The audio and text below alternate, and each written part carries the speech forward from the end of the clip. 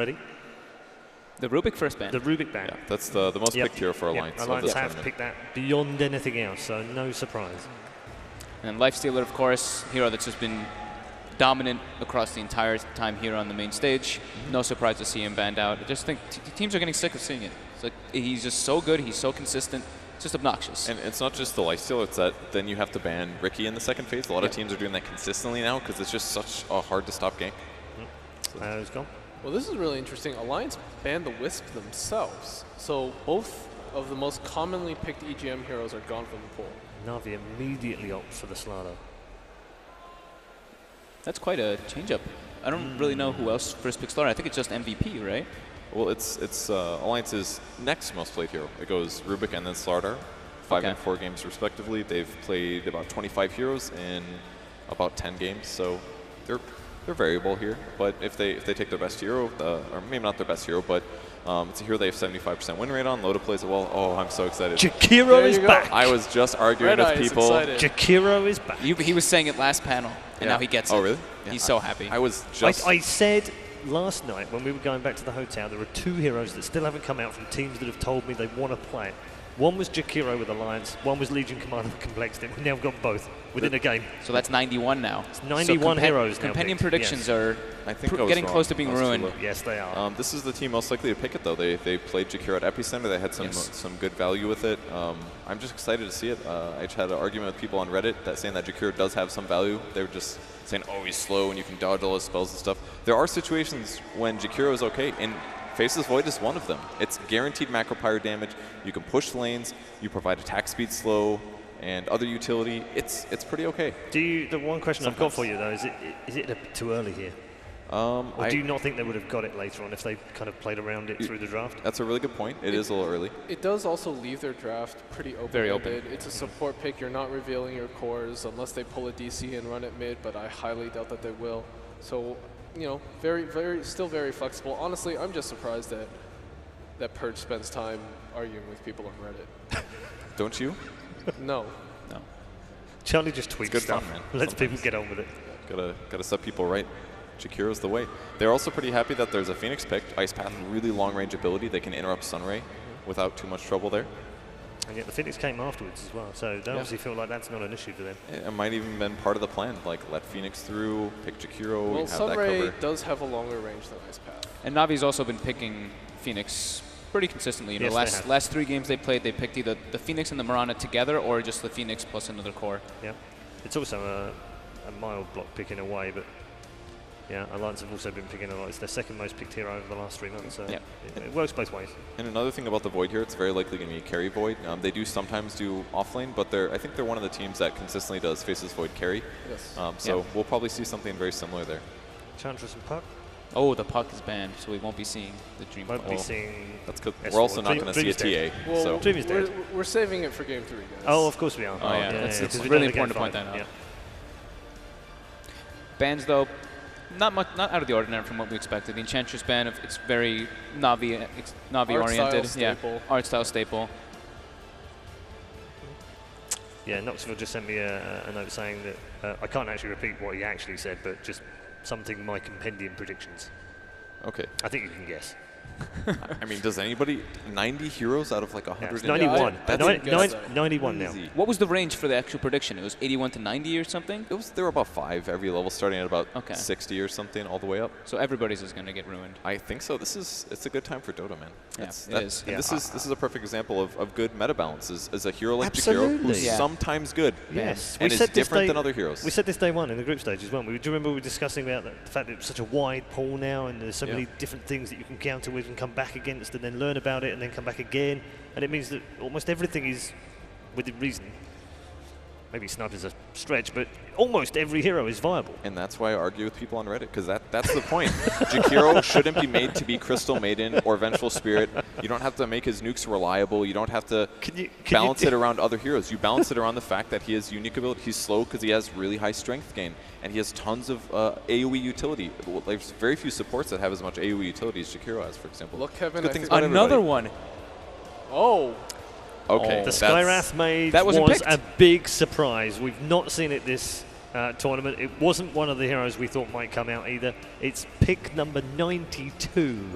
But we actually were talking about it. It's not the most unexpected. We've been seeing the Voids all the time, and then we've been waiting for that Skywrath mage. It's great with the Void, but even more so, it's great against the Phoenix. Yep. It's great against the Phoenix.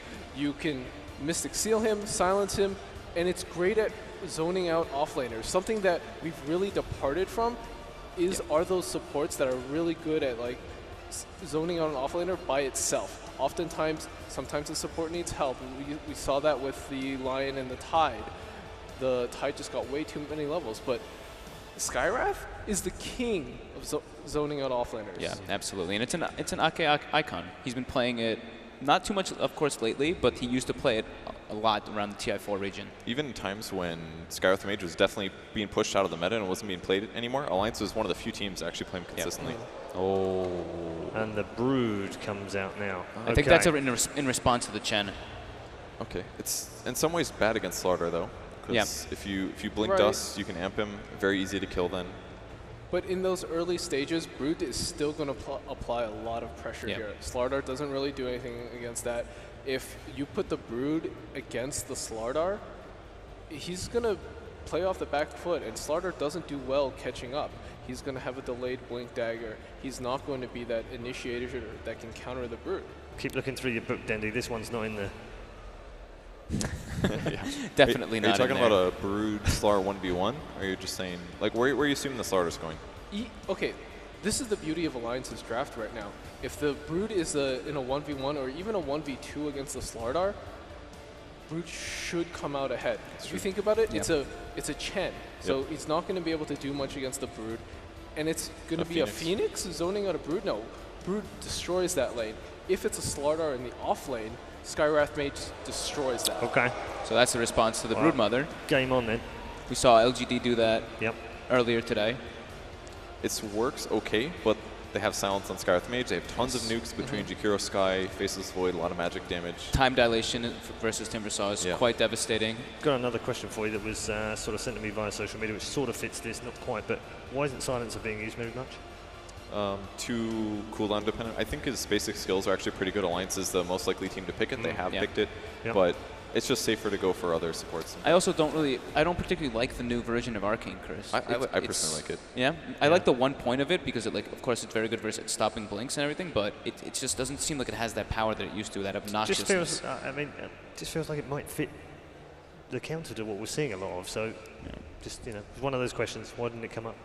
I think it's just like super cooldown dependent. Yeah, if you look at all the other teams, or the meta for all the other games, it's about just running at you constantly. Silencer's awful against that. Yeah. That cooldown on the ultimate is so long. Yeah.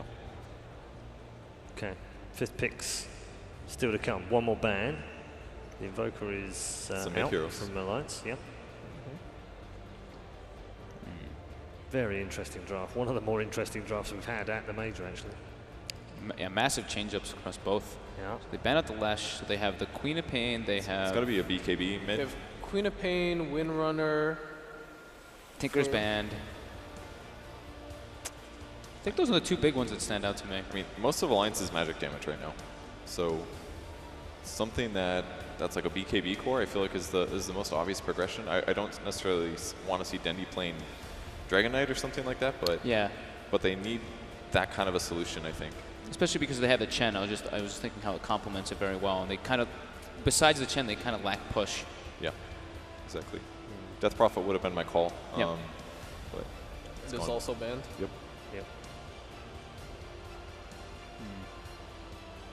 So they go for the Windrunner that you were talking about.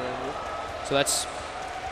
I kind of like this. There's pretty weak disable on Alliance. Like, they have slows and things, but it also synergizes really with Slardar. Really well. Good point. Back to what Secret was doing at and he's got Windrun versus Faceless Void, so Void's going to consistently have to chrono. If he pops Windrun as he chronos, then Void has to completely rely on the magic damage to get kills. It's actually a pretty good pick here. I like it. All right. So where do we go in the mystery draft that is Alliance's draft this time round? If they go by standard stuff, again, there is the Queen of Pain, there's the Dragon Knight, which they like a lot. It synergizes with the Jakiro and the Broodmother. But what's if standard about not standard, we might just see, I don't know, something completely different. They've been picking a lot of Lesh.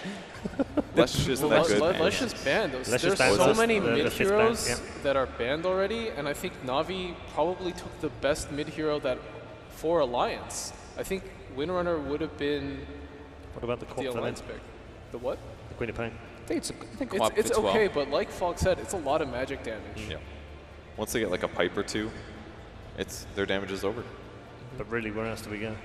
Viper, DK. Yeah. Okay. Because their heroes S4 does not have the best win rates on. They played Dragon Knight 3 times, kind of the similar thing. They've lost 3 games. Yeah. I think he needs something that's more playmaking. He's got to be able to create space, get things done. It's not just about tanking up and pushing towers. Going to use all that time in that booth as well, isn't he? Well, they got about 30 seconds to make their pick, so they've got a lot of deliberation to do.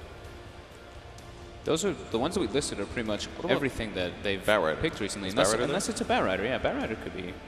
It combos well with Skywrath Mage. They can use it with Macro Pyre. But then it's It's still full more, Space Maker on It's him. full Space Maker, and again, it's still a lot of magic damage. And if Batrider or the other cores don't have a great game, There's no follow-up. there's no follow-up. Yeah, exactly. It does give them a bit of deep. Okay, they do go for the Dragon Knight. It Okay. does. It synergizes so well with the Jakiro.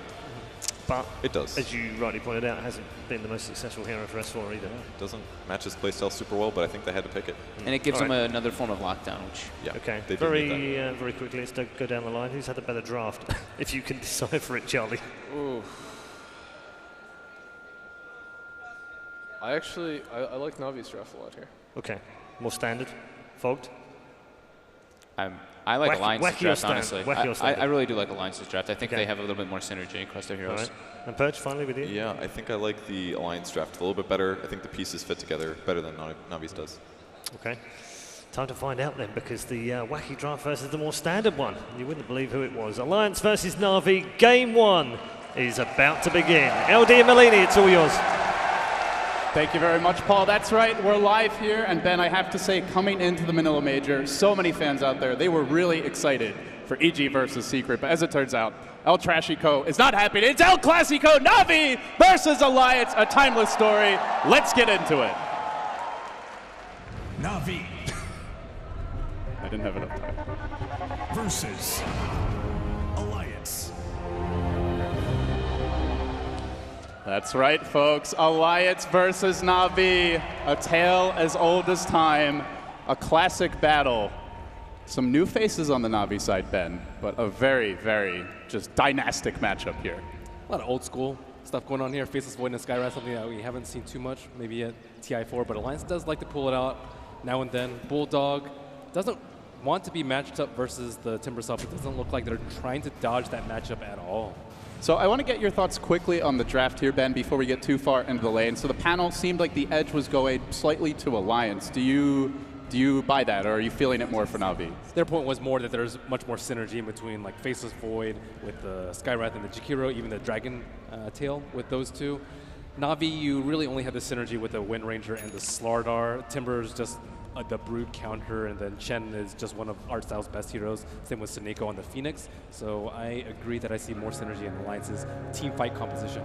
All right, let's see how they're able to execute it as the runes begin to spawn here. We will see just a 1v1 at the bottom. A big duel that could have happened won't actually materialize as it's an easy grab here. A double for Na'Vi, uncontested. They start the game off with 2 bounty runes. Alliance forfeiting them. Not as important as they used to be without the experience, but that is still a nice little boon to get this game underway. Okay, they did move Admiral Bulldog onto the top lane, but with the Observer Ward scouting out the Timbersaw, they have moved Admiral Bulldog down to the bottom. So this is, you don't want your Brood to be matched up versus the Timbersaw at all. I think regardless of what build the Brood goes, the no Broodling or the Spiderling build, you will still lose. Alrighty, the Sentry getting planted down here in the lane as always. Looks like top lane actually 3 heroes very aggressively after the Timbersaw, but he's just going to hang back. So yeah, we'll take a look at all the lanes. Ditya Ra holding serve in the top lane. He's getting offensive trialing by a Void. Not something you used to see, well, really have ever seen much of, but Alliance, they've been the one team in this event that actually run aggressive tri-lanes, and they had some success with it against Mineski. Thoughts on the way they're setting this up? I like how they're positioning. They have EGM on the right side because he has armor and he has a lot more strength. So if the Chen comes in, EGM will be the first one to scatter out, not the vulnerable Skywrath. So I think they're because Chen does have a smoke, he is looking to neutralize the pressure of this tri-lane. But with EGM over there and Loda right behind him, I don't really think they can get a kill with the Chen. And I have to say, for Na'Vi, that's where they've had their best games, is when Artstyle is playing that aggressive jungler, someone who can create a lot of space in the early to mid game. Up until now, that's been where Na'Vi's had their greatest success. So we'll see if he's able to deliver. For now, though, that ward might make it difficult to move towards the top side of the map, and Dira finds himself on a bit of an island. Alliance with quite a bit of kill potential, a lot of magic damage here, and the silence. But haven't tried to make a go on him just yet. So far, playing it very defensively. And as we take a look at mid, we can see Dragon Knight not having the easiest time thus far, but S4, he's getting his levels. That's really all he cares about. As the runes come out, 2 minutes. So a quiet game thus far. Seneko snagging another bounty rune. That's 2 in a row for him, and he's even starts punching Ake, forces him back a bit. Na'Vi with the clean sweep on the first 2 sets of runes. Lions just don't care about them. Slaughter is getting a lot of farm in the bottom. He was just ahead of Admiral Bulldog in CS until he left the lane for about 30, 40 seconds to get that rune. It's not an easy lane for Slardar. Yeah, definitely being left to the wolves, but Artstyle looks like might be making his first move now as they prepare for a likely smoke up towards the top side of the map. We can see S4 just hanging out in the mid lane and taking a look at what's going on top. Dira posting up a little bit here. They are wrapping the Chen around south from the river, from behind. From the north comes the Phoenix, the Timber just baiting, and Alliance are about to be caught totally unawares. There's the jump in, EGM, eat the Sunray, meet the Centaur, and easy first blood. Na'Vi, as always, Artstyle, he's on point on the junglers. Na'Vi playing pretty riskily. A lot of times with the Chen or Enchantress, you'll have a Sentry Ward just to make sure that your first smoke gank is not popped. And Na'Vi pays off for them. And with that, looking at their farm here, not doing so hot on the Timbersaw. We do see Bulldog and Loda on the Void and the Broodmother, respectively. They're topping the CS charts, but at the same time, Na'Vi not getting completely destroyed in the lanes. They do have the Chen factor, Dendi getting his customary heavy denies as Seneko moves in mid, offers that assistance that he seems to bring to the mid lane almost every game. And I think one of the big reasons why Na'Vi love the Phoenix is they could just do so much to zone out these 1v1 matchups. Na'Vi's just moving everyone around Seneko to the mid lane, and we see Ditya Ra move down to the bottom lane. Shackle mid, there's the swoop forward, Icarus dive, and then they're going to chase this one a bit. The Sunray comes out, round 2. S4, will he dodge the power shot? He can't! Dendi pierces his armor and shuts him down. Seneko just making plays, as always, in the laning stage for Na'Vi. S4 did a really good job of trying to dodge that shot, but Dendi... He juked himself, you know, he ran right, he ran left, he ended up in the middle, and Dendi nailed it. So it was a good effort. I wonder where General is supposed to find farm. We got left to the Wolves in the bottom lane, just against a solo Broodmother. Now that Broodmother is level 5, it's a very problematic lane for a hero that doesn't have that much AoE. And the top lane is constantly... Oh, okay, he's trying to answer Seneko, but they actually have detection for him as he roams through mid. Not realizing the sentry was there. He'll make it out, but a missed opportunity for a potential kill. And going back to your point about the Slardar here, I guess they're going to try to do it with just aggression. They run onto EGM looking for the crush. He's going to hold it. He recalculates. Then he lets it fly. They get off the follow-up stomp and the Hadouken in Artstyle. Very good micro here, but he might end up going down anyway to the nukes of EGM. That twin head is awful tanky. General finding that secondary stun. And Miwa on the mid lane. Dendi's also gone down. Alliance firing back. Make it 2-3 as they can't run down Loda, who skates away. So S4 looks like he did end up getting help on the second pass there from Ake Skyrath. The second time proving to be the charm. So they're going to bring Seneko back in mid to get a bit of experience, but quietly, Bulldog is farming. 34 CS in the safe lane. You know, you look at a Broodmother farming, sometimes the Brood falls off later on, but Bulldog, on every game I've seen on the Brood, he's had impact even 40, 50 minutes in this tournament, Ben. Yeah, he does seem to farm and scale really well in the Broodmother, where a lot of them just fall short after the laning phase. And what do you think like separates? Is it the item build? Is it the decision making? A little bit of both. Okay. More so the item build. That's just the type of player he is. Someone that won't fall off. Shackle mid. They found S4 again. Power shots there. The magic damage really raining in on S4, but not enough to finish the kill. They will force him back, but he just bottles up and calmly moves towards the rune spawn. See if Na'Vi are able to get another round for themselves. And now Alliance trying to counter the greed of the Chen by moving one of their own heroes into jungle. Admiral Bulldog farming up and switching Skyrath Mage to farm that lane versus the Timbersaw. So let's talk a little bit more about the mid game here. We're heading towards the tail end of the laning stage. Dragon Knight's at level 6. Chen's gone first few smoke ganks. We've seen some lane swaps. You mentioned Slardar needs to catch up. What are the next couple of minutes, 5 to 10 or so, looking like for each team?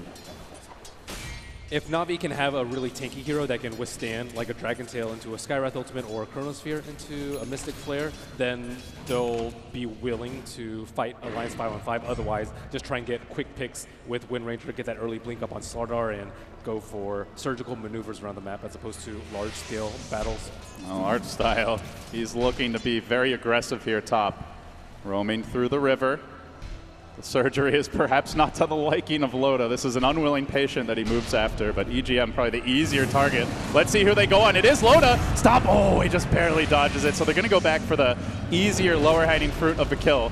But Artstyle kind of finds himself surrounded by his own creeps, and Loda just runs back in on him. General's trapped out in the trees. Not exactly the smoothest gank from Na'Vi, but they do end up getting the twin head in the end. Some additional damage taken there, and Loda will back away, unable to save his buddy. So despite being a very tanky support, then this Twin Head still racking up the deaths. It's because they know that the Broodmother is very static. DK is somewhat static. Usually he's more the aggressor, like you TP to a lane and then you get a kill, but he's not terribly great at counter ganking just because you want him to be parked mid and get that tower down as soon as possible. But Broodmother not going to move from bottom for the next 15 or 20 minutes likely. And you've got a Dragon Knight mid who has now hit level 6, cracking level 7 even, and he may not move, just going to pop the ultimate, chip on the tower, and it seems Alliance are pretty content with a static laning stage, even towards the tail end of when they normally break down, but Na'Vi, they don't like that. They're even roaming now, the Slardar, looking towards the top rune. They want to fight this out. The Shackle comes through from the low ground. The follow-ups there from Seneko with the balanced Ray and S4. He tries to make it out. He's so low, but not good enough. The Firebird wins again. I wonder what Seneco's win rate on that hero is. It's not just his, like, he wins the mid lane no matter what the matchup is, no matter how much help the enemy team gives to their own mid. So consistently. And then you look towards the mid game, can have a lot of impact, and again it's on to top. The bubble gets dropped, but EGM shackled outside of it, can't follow it up with any sort of damage. He could be in danger here. Artstyle turning back towards him. The fire, the Hadouken onto EGM. They continue to ramp up the damage. Back up, not in sight. Loda again throws EGM to the horde of Na'Vi, who continue to just descend on this lane. They get another kill.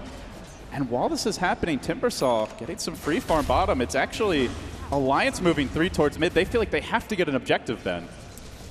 Right now, it doesn't seem like Brood has a place in this game. She can't lane versus Timbersaw. You can't push versus the Slardar, and you can't defend any of these ganks that Na'Vi are pushing around the map. Yara, perhaps a bit too bold here. He comes in, he tries for the tower deny. That won't happen. But again, it's Seneko.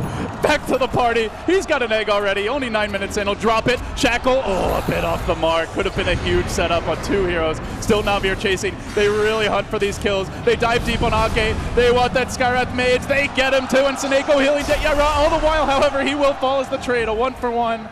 Bit unpolished there, a bit sloppy, but Na'Vi will retreat fairly safely. So it's a Timbersaw for a Skywrath, but Alliance do get the tower mid in the end. And Na'Vi unable to take a tier 1 of their own. And they're making good use of the DK. They could have picked something like a Queen of Pain. It was still available on the map, but looking to push down those towers very early with a dual threat, the Broodmother and the Dragon Knight. Bulldog has committed for a hit of minus. Bulldog, he's definitely not afraid to take this late, even if he is a Brood. He's shown that hero can scale quite well, but EGM, he's a punching bag at this point. Another death for him. Just gets pummeled time after time by Na'Vi, but he is drawing 3-4 TPs or rotations every time he dies, and all the while, we see Broodmother farming the jungle. We do see Loda in the off lane, not farming exceptionally well, but looks like he might be going towards a bigger item, saving up to 1,900 gold now. So, do you feel it's enough space created to justify all the deaths? I don't think so. Seneco's getting out of control. He's level 7.5. I think he was level 6 at 8 minutes, which was faster than General with Slardar. On top of that, Na'Vi have an excellent Roche lineup with the Slardar, and Wind Ranger is a very, very good Aegis carrier in this game, especially when you can just sack her and in exchange for a Chrono and a Mystic Flare. So I'm pretty worried about Alliance's mid game unless they make a move right now. The double smoke, both teams moving in. Alliance on the low ground. Na'Vi have the high ground positioning. They don't have the blink yet on the Slardar, though. He's about 600 gold short or so, and it's S4 who ends up ambushing Snake. At long last, the Phoenix dies at the start of a fight. That is a whole lot sweeter. Loda being chain stunned, completely controlled for now by Artstyle. He does get the time walk out, but he's running for dear life. He has a chrono, doesn't want to waste it defensively. He will be able to disengage. A close call there, but all the while, Bulldog, well, might not lane well against the Timber, but he's been left alone bottom, and he takes full advantage. Grabs the tower. A secondary one for Alliance, who have done a really good job. You look at the Mineski series, they would often, if they didn't feel like they could take fights, or even if they do, they hedge their bets by taking an objective elsewhere. And they do it again now. Yep, usually they will not be able to get such an easy kill on the Phoenix. I wonder what type of tool that Dragon Knight is going to go for. It looks like the Armlet first. Not sure if it will be a Blink or Shadow Blade after that. Maybe even a BKB will be warranted this game versus the Timbersaw.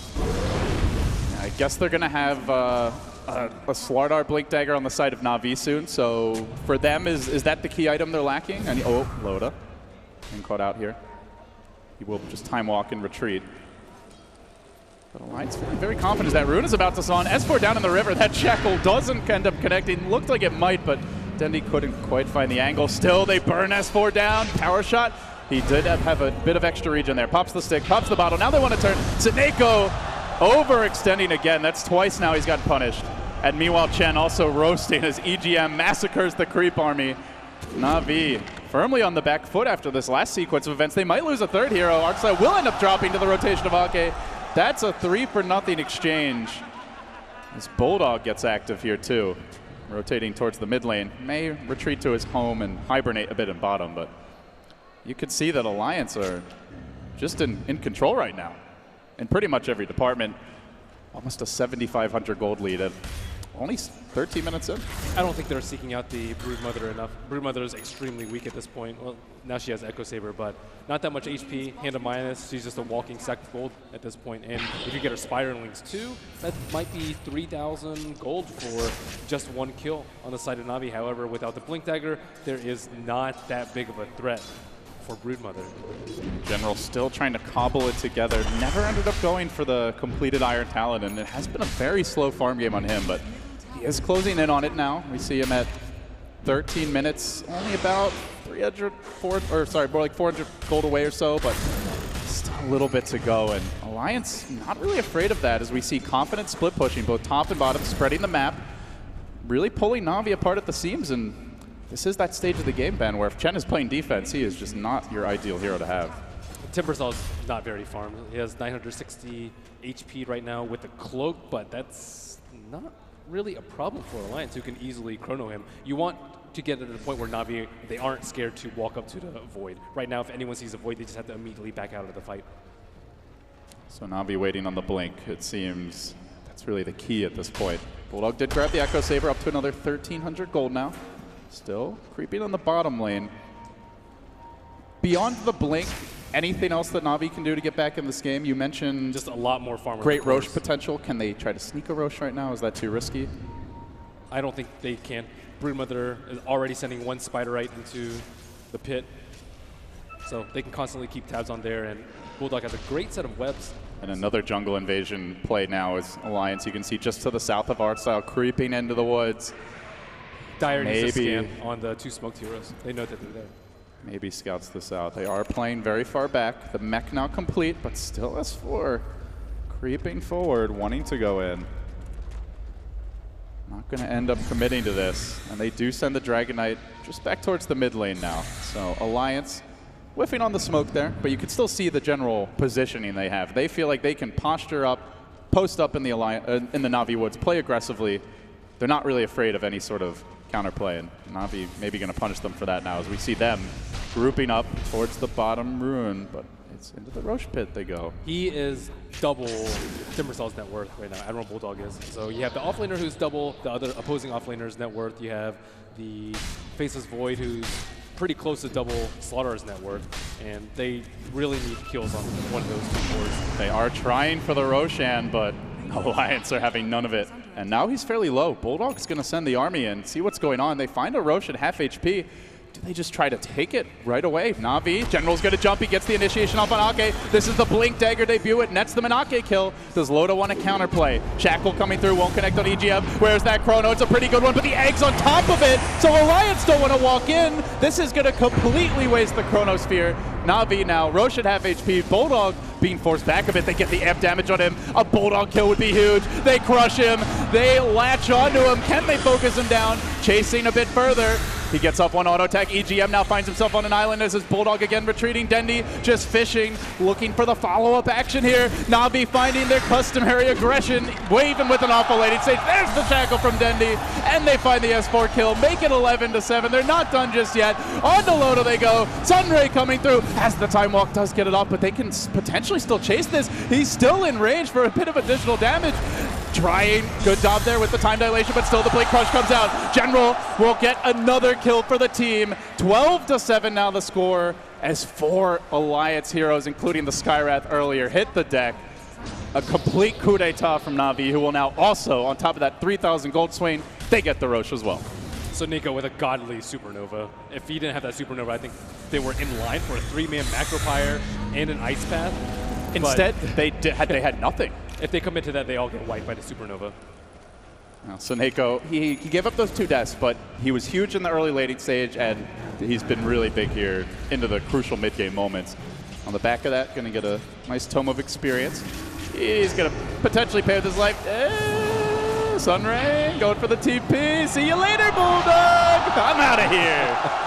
Oh, just toying with the dong. Sick stuff. Sick stuff indeed. Alliance, they do have a good amount of farming items. Faces Void, not going for a super tanky build. Maelstrom up on him. Midas already up on Bulldog. Bulldog. He's out pretty far here, Ben. The crush comes through. Is there any follow-up, though? It's a slow-marching Chen army that looks to join General. I think they were hoping Bulldog would finish farming that wave. He does make it out, but feels like they're starting to get a little more pressure on Bulldog, limit him a bit. Alliance turning their sights elsewhere. They see Na'Vi congregating bottom, and they send 4 to the mid lane. They even rotate the Brood away, so they're basically willing to give up this tower and go for 2 of their own. I wonder if Sunray was going to be enough to stop that. I wonder what General's going to go for. He has 1,700 gold after, and at this point, it seems to him as if Alliance are going to keep dodging fights. So what does he want to commit for? If you're fighting a lot, then 4-staff is pretty darn good. Sometimes you see like a pipe or a BKB. Midas is an option for him. Armlet. Yet another smoke from Na'Vi. Alliance already getting nervous. They're backing out. There's the quick time walk away, but Dendi, he's hasted, racing after Loda, thinking about a Chrono. He hesitates, fishing for the angle. Dendi, he doesn't get it. No latch for you, sir, but instead, they might get EGM. He's on the run once more. The star-crossed Jakiro drops, but hey, I guess at this point, it's probably the best kill to be giving up. Alliance are still farming faster than Na'Vi can kill them, possessing a 3K gold lead, most of it due to Broodmother. Oh, you say that, but the graphs are tipping a bit here. It's definitely equalized, Ben. Yeah.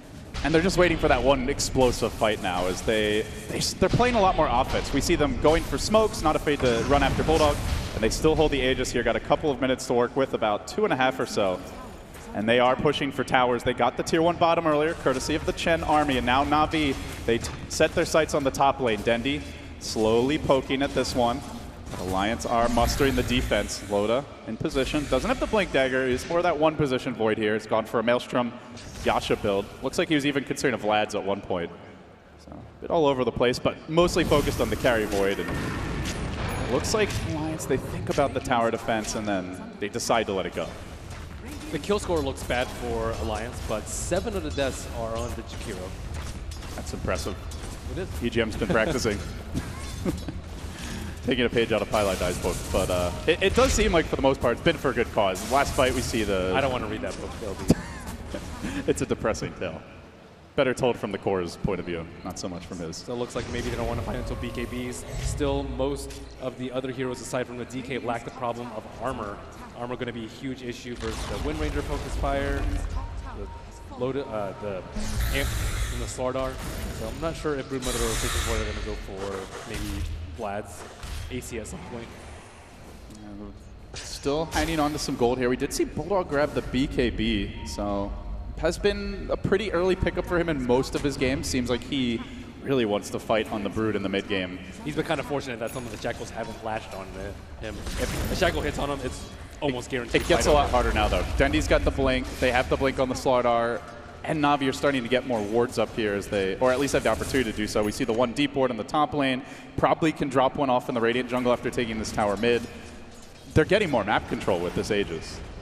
And a lot of the time how we see Alliance deal with this sort of initiation. Oh, my babies! Like Bulldog, Blink take better stun care of from your... Blink stun from Slardar or like a Blink Shackle from Wind Ranger is mass force staffs, but they don't have any There's farm. the Blink, the jump onto S4. There's no save, there's no counterplay. Your tanky mid lane Dragon Knight just gets eviscerated. And Na'Vi surging back into pole position in this one. Now look for the tier 2 mid. EGM can do not but watch, unless he wants to give away death number 8. It's going to be a slow siege on the T3 if they go for no Scepter up on Dendi. Na'Vi just making all the right calls here, and it began with that Roche fight from a very significant deficit, but Snako now closing in on the hand of Midas, up to 1700 gold. Bulldog almost got jumped on by General. He went for a Shadow Blade and going back in for round 2. Round 2, fight. This one's a Shackle. Dendy still got the DD, just chunks him down, pops the BKB, and the ultimate, but Windrun says, you can't lifesteal for me. And Dendy gets the last laugh, again bringing down Bulldog, finds himself now on a mega kill streak. This Broodmother not having the impact that we've seen from Bulldog in previous games this event. And that was... Despite the net worth. That's a kill that will tip Na'Vi into the net worth lead at long last. The tables have turned. I don't know where What's next for place in Alliance? this game is. She was supposed to do a decent amount of damage in the laning phase, but she was matched up versus the Timbersaw, and then later the Slardar, and now she has a lot of farm on the Broodmother, but you get amped during a team fight with BKB on you, you're still going to perish. Like I don't see how he's supposed to man up. Yeah, and you've got a core in Timbersaw who's very tanky. The Wind Ranger is Windrun, so until you get MKB, can't really deal with him. Not easy to find a target to lock onto unless you have an immaculate Chrono, and we've barely seen a Chrono this game, and the really good one that we did from Loda, there was an egg there, so they weren't able to follow up on it. Well, if there's a Broodmother that can deal with this, I think it will be Bulldogs. General trying to avoid any opportunity for that. He Shadow Blades in deep on the bottom lane. He pings out S4 immediately.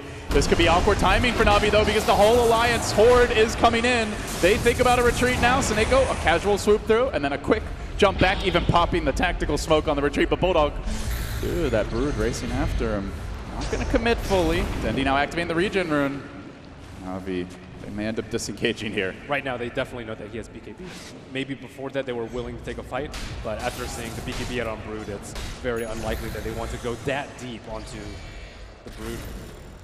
Na'Vi are flexing their muscles now. They bring in the upgraded Ancient Creeps on the back of that Chenags, and they will commence a bit of a siege here.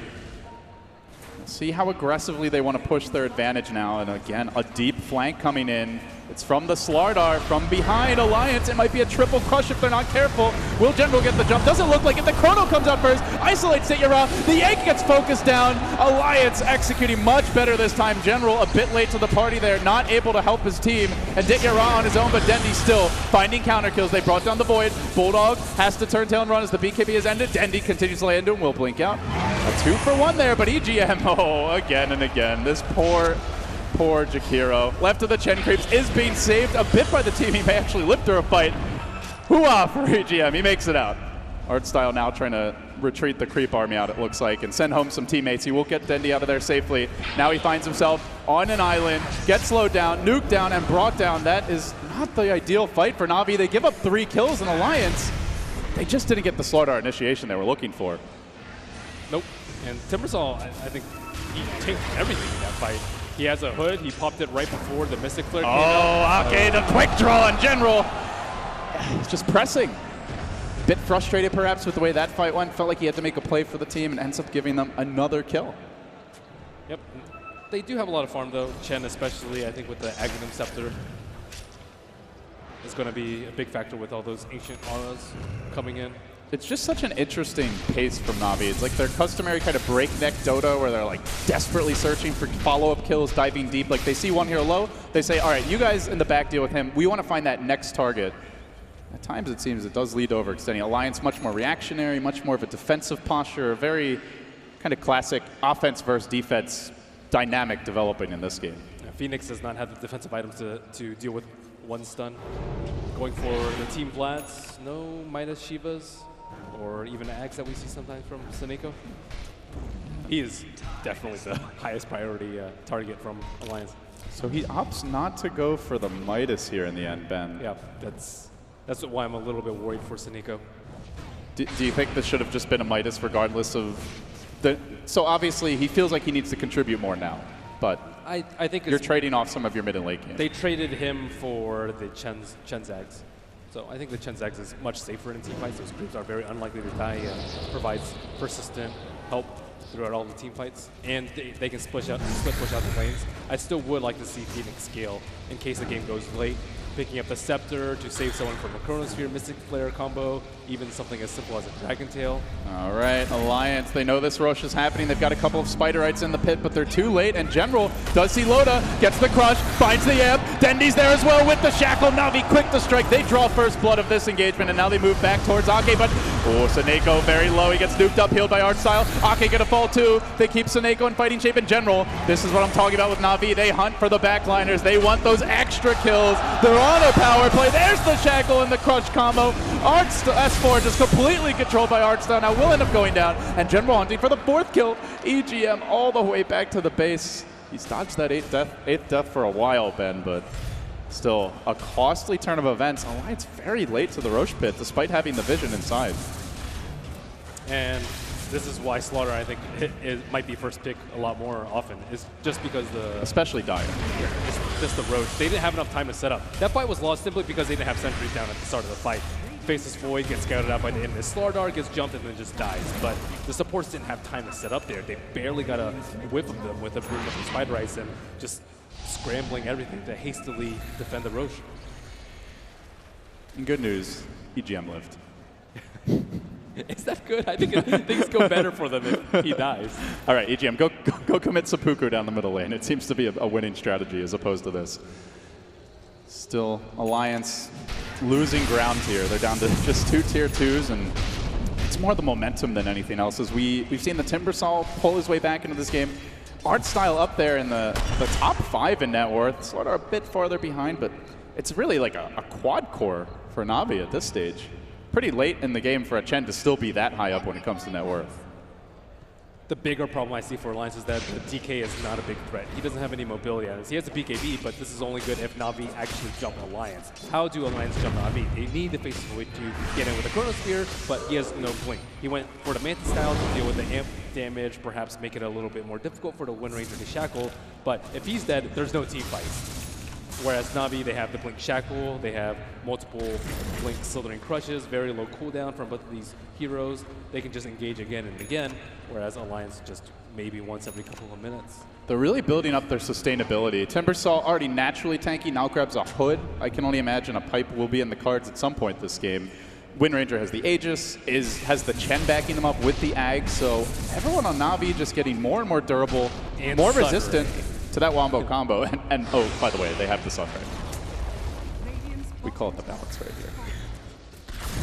So it keeps everything in check. Navi posting up bottom now. 4 heroes here. They've already taken down the tier 2. They're going to at least poke here on the high ground. Dendi, the man in front. A little bit over halfway to that Aghanim Scepter. Still a very slow siege without Scepter, and he went for a very unusual build, Scepter 4th. They do get a nice path on Dendi, but he continues to prod, and Sunray there to heal him up. Will also slowly work on this creep army. Ra coming in, General. Oh, he finds that first amp. Just giving them the vision up the hill that they need to threaten Alliance a bit more. Loda was split pushing top lane, but he's come home. Sentries? They needed the award, this high ground observer ward. Okay, there it goes. Still Navi about half damage onto this tower. The Fire Dragon working on the creep wave. Will bring down Ancient Black Dragon. Up in front, very tanky. They'll heal up Dendi. They still have 2 Ancient creeps here. Alliance just very reluctant to fight head on into this, but there's no split push, there's no flank, there's only slight creep pressure top. There's nothing to draw Navi back for at least a couple of minutes until this Aegis expires. Their damage is really slow without focus fire. And Dendi does not want to waste it on the tower without the Ag, so he just pokes. He gets caught again by an Ice Path. Again to breathe fire. Again, the Dragon battle rages, but one man's a man, and the other's a Dragon. Loaded there, does get the good chrono though, off onto Ira. He'll go down quickly, and gets dropped. It's in the middle of Alliance. Can they burst it? They will. Alliance holding the high ground, turning on the Na'Vi. General down, art style as well. They spring the trap. They only got a one-man chrono, but that was all they needed. Oh, that egg is really useless versus double BKB from Alliance. It just, I don't even know how long the thing stayed up. And that was a solo Chronosphere on Timbersaw. He has Bloodstone, and he's fairly tanky. No reactive armor stacks up on him. Not that it really mattered for him in the end, but now it's back to that point where they can't take the Chrono combo. So what do you do? How do you tank it? Some people just tank it through Aegises. I think you only have the Wind Ranger up very far up in front, so that the Void can't possibly get to you without a Blink Dagger, which he does not possess at the moment. You can also tank it through having BOTs and a high charged Bloodstone on Timbersaw, so you can just tee back into the fight. But it's only gonna be a limited amount of time before Faces Void gets even bigger and can go Refresher to counter these methods. Loda now building towards the BKB, grabbing the recipe here. Already has the hammer. Actually could buy it now if he wanted to, but might be preferring to save for buyback, because one really bad fight could end up costing them the next Roche or possibly a lane of Rex. I think Na'Vi could also build like a Glimmer Cape. It's really good versus the Skywrath Mage. That's mostly why I think the hero fell out of favor. And then the Pipe Aura, which Date Your Ride just recently completed, will be good. And AC. Auras. And the Golem. I'm not sure if Hardstyle had a Golem last fight. No, he had a... I don't think he did. I think he had a Triceratops. Triceratops. Ancient Thunder. So Na'Vi will slow it down a bit. The Aegis has been reclaimed, and we're going to reset. We head to the 32-minute mark, only game one. It feels like a grueling slugfest. Not so much because of the raw number of kills, but more the back and forth way that they've come about, with Na'Vi coming out to an early lead, Alliance striking back. General just picked up a gem, and he has no BKB. If he gets caught out here, it's going to be a big momentum. He's got the high ground positioning, though. He's really in a great spot to scout out Alliance and reveal them. He quickly slithers back and will end up retreating. But Alliance, the timing not quite right. Didn't actually scout them, just got nervous. So they breach high ground. The smoke continues. Na'Vi hanging near the secret shop. Does seem like they're aware this is a possibility, as three heroes are very far back near the base. And they will successfully, for now, dodge it. Alliance coming from an unusual angle, but Na'Vi on the right side to avoid it. And their scan had missed. They used it near the mid T3 of Alliance. And that check in green, they knew that they were outside of the base smoking. Roshan still a little ways off here. At least a minute, possibly 4, before the big rock comes back. Let's see if General gets his D-ward. It's kind of hard to see that observer. 4 staff solves that problem. Kills the trees.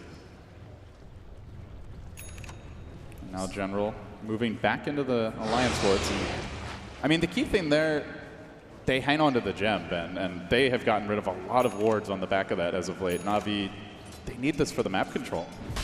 Alliance have a lot more BKBs. 1, 2, 3. Faces Void, Brood, and Dragon Knight. And Na'Vi only have one on the Wind Ranger. Timbersaw, I think, needs one. He can pop it as soon as he chronos if you're fast enough. Same with Slardar. They need him alive. Just keep amping after the BKBs come up. We're still at that point where the Wind Ranger doesn't really dish out immense physical damage. Went for the Maelstrom, just got the Ags. Doesn't have that next big, MKB or Daedalus type of pickup that lets him hit extremely hard on his own. Amp damage will help, but BKBs are going to offer a lot against Na'Vi, essentially rendering Date-Yaran useless if they get off. He didn't put out that much damage before the BKBs, actually, so I don't think it's that big of a problem for him. He's been kind of quiet as an impact this game. We saw him earlier getting caught by the Chrono, but I mean, more importantly, like Timbersaw, normally you pick him for damage. He's the EGM. You pick him to frontline. Na'Vi. If he frontlines, that's a lot more farm on him, though. I don't know how he's supposed to build up his reactive armor stacks before the fight. It was good in lane because of the Broodmother. Hope that Bulldog feeds you Spiderites. Some people just tank neutrals and don't kill them. You just sit there for 15 seconds building up max stacks. That makes a big difference in fights. Alliance, they do have a lot of magic damage, but that's where the pipe comes in a bit. as they smoke again. Even the HP regen, if you have the pipe HP regen and then 32 HP regen from max stacks. Oh, this could be huge. It's going to be a very quick Roshan respawn, and Slardar ends up getting caught out. General, oh boy, gem down. S4 pops a celebratory BKB at the tail end of that. You don't expect the Slardar to be alone like that with a gem. So that's why he pops this BKB, and that's not a good time. Navi not really playing that tight around the Roshan respawn. And no buyback. Yeah, 9:15 post. It looks to be Alliance's first and just a straight up free Roshan of the game. But they are a bit slow as far as this goes until Bulldog comes in, so they are going to congregate here in the pit, but Navi showing signs that they might want to take a fight. This is where the egg can be devastating, even if you have BKBs, if they can't get to it. Gem just marking Alliance's territory here down in the pit, letting Navi know that this area is under their control, but Seneko is zoning them back with the Fire Spirits. They're buying time for the Slardar respawn as they barely clip Artstyle here. They commit onto him. Loda spending a lot of time working on a very tanky support chain, but Dendi's the real grab, and that's the one that S4 catches out. BKBs aplenty have been popped by Alliance, but it's gotten them 2 critical kills around the pit, and they come back in. No buyback on Dendi. They won't have their prized Wind Ranger, but who needs her when you've got Sunray? General onto Ake, does get off the crush, but Seneko, the bigger prize, brought down by the chain stun of Loda together with S4. They work on Deyara. He is getting some stacks out. He chains, but he ends up just getting sent back, and he chains back into the fight. Deyara all over the place with this one. But Alliance, more importantly, they're hitting Roche, and Roche can't move, can't be sent home, can't go anywhere. And the Blink Dragon Knight making a huge difference in that fight. First picking off the Slardar and then picking off the Wind Ranger before she is able to get her BKB off. And Alliance, now they have a huge threat in the DK. They don't need the Void to set up for fights. Oh, they might get the Chen army here as well. They have the level 3 Dragon Knight ultimate. Alliance coming into their own. As we hit the 37-minute mark, it's been a sequence of very costly deaths, and now big items piling in on the tail end of it. They have an MKB up to deal with the Windrunner. She can't just pop Windrun when Bulldog goes on her and expect to survive. Positioning will be of the utmost importance. At the same time, Greaves, grabbed by EGM despite all the deaths. He is ahead of that Phoenix, ahead of Seneko at 38 minutes. I think General probably regrets his 4-stack pickup. He knows that he needs BKB for these fights. He's got 3 mobility items. You need the supports to build, like the Glimmer Capes, the 4 staffs, and then he needs to be able to tank up. All 3 cores need to be able to withstand the Chronosphere, or even a DK stun, but Slardar can't even stand up to the DK stun at this point. It's such a low cooldown initiation, and one of the big reasons why the hero has come back into the meta. And instant. And often unscouted. Navi. It's been quiet here from Artstyle after a fantastic start. You can see the graphs reflecting it. He's stagnated. He's gone for the Hyperstone. Probably wants that Assault Cuirass, but it's a long journey to grab it. Bulldog, long having since completed his own, now moving towards his end game. Skull Basher will be next. And Alliance muscling up mid. It's going to be Navi's turn to whip up a miracle here in the base defense, as they will lose the tier 2 mid. The bottom lane slowly pushing against Alliance, but I don't think it's moving at a rate sufficient to force them back, and we do see Alliance hold ground, continue to pressure. They let the Frost Dragon out. There comes an early, a very early pop on the glyph there. Alliance, having seen that, will stick around. Nobody from Navi back. The whole team in the base. No split push. No counterplay, just a head-on fight brewing. Will they get that Miracle Shackle? Will the Chrono be off the mark? Navi praying for a Lotosphere. General has a really tough time jumping. And there's the Shackle. It's a long-range one. It's the Catapult that works against Loda and quickly drops the egg. Loda pops his BKB. They just beat it down. Then the follow-up Chrono. It's the right kind of Lotosphere for Alliance, the one that might end Navi's hopes in game number 1. General, very low. He does Shadow Blade out. S4's been caught. The secondary Shackle work against Magic, but they get onto Dendi. He's been sent home by Artstyle. The nuke, the Ice Path isn't enough. I think he makes it out of this one, Ben. They haven't gotten the racks. They end up being forced back just with the Dragon Knight death. It looked like a pretty good fight from Alliance there, but they just didn't have the finishing power. Well, then he took so long to kill that Dragon Knight. He has a ton of armor, and then he popped the cheese. He was on a pretty good 10 seconds throughout the fight, and a pretty decent Chrono from Faceless Void over there. It really was a good one. They kill the egg, and right as the egg dies, he pops the Chrono on 2. They almost got General, just didn't get that extra bash. He barely makes out of range, courtesy of the Shadow Blade. And Na'Vi, after a very tentative hold, they're immediately hunting for kills. A deep movement forward by General to the bottom lane. He might just jump EGM here, but EGM's a bit tanky. If he walks up that hill, maybe. General waiting for the backup to arrive. Timbersaw on his way. Dendi too. So all 3 Na'Vi cores taking up position in the Alliance Woods. I think Loda could have played far more forward in that fight. He did have the Aegis and popped the BKB for his first life, making sure that he wouldn't get stunned before he popped his Chronosphere, but opting to back off as soon as S4 died. Maybe it wasn't so bad. There's the Shadow Blade movement. General just constantly on patrol. Na'Vi just one slight hold, but instantly their spirits are buoyed and they're playing a lot more confidently. Still Alliance, they'll have the Aegis, and you're going to see Loda able to hold on to that for about another minute. Is that minute long enough for Alliance to march back down mid? Do they try for a push again here, or do they just have to reset? I think they can just reset. They can just wait for MKB coming out on Faces Void, and then Dendi is going to die in the Chronosphere, BKB or not. Well, they are grouping up mid. Looks like they may at least poke. Bulldog nuking the wave, increasing the number of progeny he has on the map. And the army does start to grow, but Alliance don't really want to go in. So they're content just with a bit of lane pressure. They retreat back towards the pit. You can see that they're really debating it here. They want to get a ward down for Ake, and the whole team will follow him as he plants it. He just now reclaimed, so if they go high ground, it will be without that extra life. And there is still a tier 2 bottom. I don't think there's a big rush for them. I still wonder what Faces Void is going to go. Whether he wants like a refresher, although he doesn't have the mana pool to support it at this point. Especially with 2 activatable items, Manta and Mjolnir, that take a lot of mana. Art Style is turning into Carry Chen now.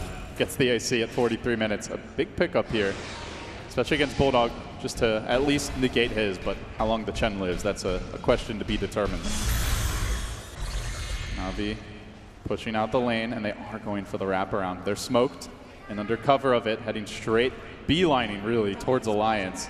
It's Loda in the trees. Do they get a good crush? He's the gem carrier. They jump Loda. Dendi's ready as well. The BKB coming through. Loda just melting. Dendi might kill him off the bat. He does end up getting up the chrono onto General, and they will possibly lose Dendi here. Loda survives through it all. Just walks away. Cool guys don't look back at explosions, and Loda looks very cool right now. 4 drop. Na'Vi forced to throw out a buyback here on Dendi. How did they not kill Loda in that fight? It's the Alliance Force Dash. We saw it in the matchup versus Mineski, saving them in the base defense. And again, Ake casting on Loda so that he can pop his BKB, time walk some of the damage off, and get that big Chronosphere to win them the team fight.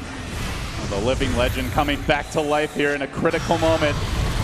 23-20, they begin their siege. They're down 3 heroes on the side of Na'Vi, and Dityara basically sacrificing his own life just to stall. It does allow Dendi to get a crucial kill in S4. Alliance have abandoned their brother, and they will suicide the Timbersaw, so no gold, but now Dendi, he's out too far. That's a dieback on the Dendi Bond, and Alliance, this might just be it. They've got 100 seconds to go without the Wind Ranger. Exposed racks, mid and bottom, could easily be 2 lanes, possibly Megas. Maybe they even tried to throne it, or maybe they just run away. It might not be a Wind Ranger, but the rest of the Na'Vi squad is back. Abyssal complete on Bulldog. A fully 6-slotted Brood Mama. Onto General, just a couple of pokes. The Spider spreads her legs, and the Bulldog Broodmother continues to rack up kills to have a huge impact in the late game. Doing it again here in game 1. Alliance close in. The Swedes, they're almost there. They just need 1 or 2 more kills, or at least for Na'Vi not to come and defend. Dityara decides to. That may cost him. BKB's out. Dityara down. That's all 3 cores dead, and Alliance have all but sealed it. Na'Vi have nothing but underfarm supports to defend the base. They'll rotate to top. They want the Megas. Slow and steady. Alliance just outlasting Na'Vi in these critical engagements. Bit by bit, inch by inch, they zero in. A very feudal light comes out, marking where the Na'Vi base once stood. But the Hordes have reassembled, and they are looking for this final lane of Rex. No split push, no hope in sight. Alliance may lay down. Ranged is all that remains, and there's the GG. Alliance, they start to put the crown back on here in game 1. They're out to a 1-0 lead. Man, if you look at Chen's net worth at the end of the game, he had 15,000, whereas he was maybe like 6,000 above the Slaughter. Just not enough farm on the Slaughter, not enough farm on Didier Ra, and I must say, I favor Na'Vi a lot more when they have Didier.